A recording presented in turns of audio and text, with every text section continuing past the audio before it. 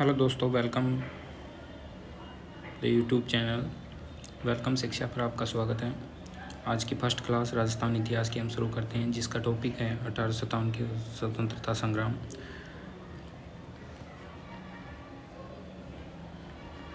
10 मई 1857 को मेरठ की छावनी में विद्रोह हुआ था। देश में क्रांति का शुरुआत यहीं से हुआ, मेरठ से। और राजस्थान की मैं बात करूँ तो राजस्थान में 28 मई 1857 को नसीराबाद की छावनी से इसका शुरुआत हुआ। उस दिन गुरुवार था और दोपहर के 3 बजे हुए थे। ठीक है। राजस्थान में क्रांति के कारण क्या क्या थे? मेजर पॉइंट, जो कि पॉलिटिकल एजेंट द्वारा राज्य प्रशासन में व आंतरिक मामलों में हस्तक्षेप करना, अंग्रेजी सरकार की आर्थिक नीतियाँ थी, और सामंतों ने अपनी महत्वपूर्ण स्थिति के लिए अंग्रेज सरकार को जिम्मेदार माना, अफीम पर एकाधिकार किया व अंग्रेजी माल के प्रचार ने आम जनता की स्थिति को खराब कर दिया।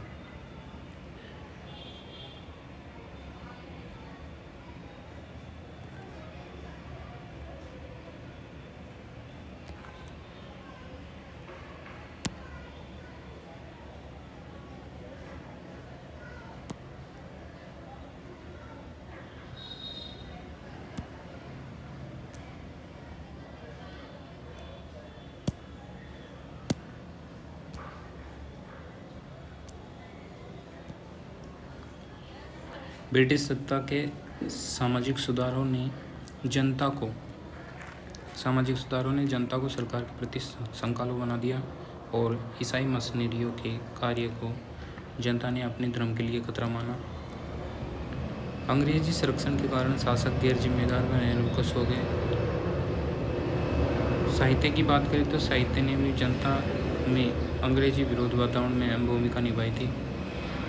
तत्कालीन कारणों में नई जो एनफील्ड राइफल आई थी, उसमें आटे में हड्डियों का चूरा मिलाना ये प्रमुख था। क्रांति के समय राजपूताना में कौन क्या थे? एजीजी उस टाइम पे जॉर्ज पैट्रिक लॉरेंस। एजीजी का कार्यालय सर्दियों में अजमेर और गर्मियों में माउंट आबू था।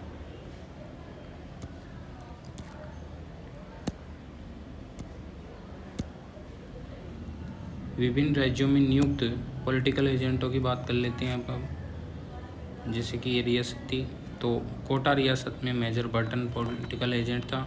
जोधपुर रियासत की बात करें तो मैकमोहन था। भरतपुर की बात करें तो मॉरिसन पॉलिटिकल एजेंट था वहाँ पे। जयपुर की बात करें तो यहाँ पे ईडन था। और उदयपुर की अपन बात करें तो सावस था। सिरोही की बात करें तो JD hall.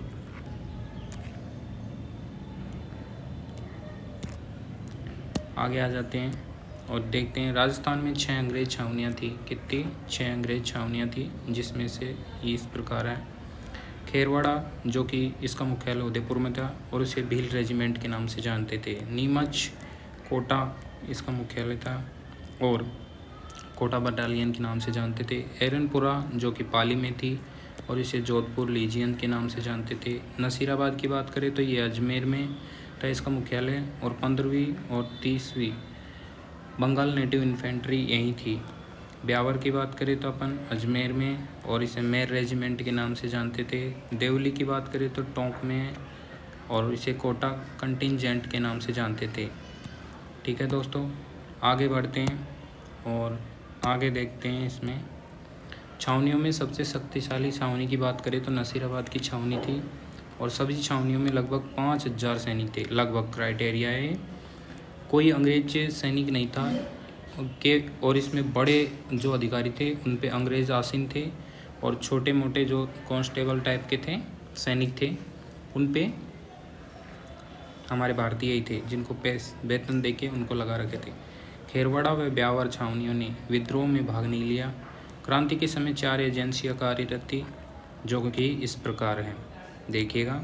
Mewar Rajputana state agency की बात करें तो ये उदयपुर में केंद्र था, और इसके अंग्रेज अधिकारी थे मेजर सावर्स। राजपूताना स्टेट एजेंसी की बात करें तो ये कोटा में था इसका केंद्र, और ये मेजर बर्टन इसके अंग्रेज अधिकारी थे।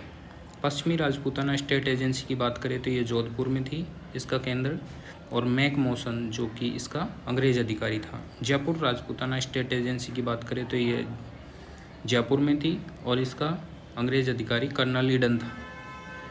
19 मई 1857 को एजीजी लॉरेंस को जब मेरठ में हुए विद्रोह की सूचना मिली तो 23 मई को एजीजी जॉर्ज पैट्रिक लॉरेंस ने सभी शासकों को एक पत्र लिखकर कंपनी सरकार के प्रति निष्ठावान रहने के लिए कहा।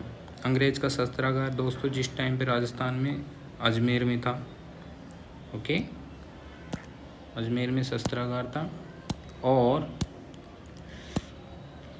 और मैं बात करूँ तो कुशल राज सिंधवी के नेतृत्व में जोधपुर की अश्वारोही सेना को अजमेर की रक्षार्थ हेतु नियुक्त किया। तो ये थी कुछ इम्पोर्टेंट जानकारी 1857 की क्रांति के बारे में।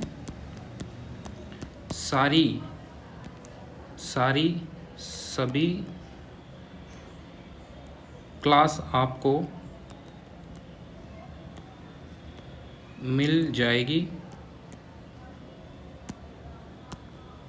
एक प्लेलिस्ट में। Okay, thank you. लाइक और शेयर करना ना भूलें। थैंक यू दोस्तों, नेक्स्ट क्लास में फिर से मिलते हैं।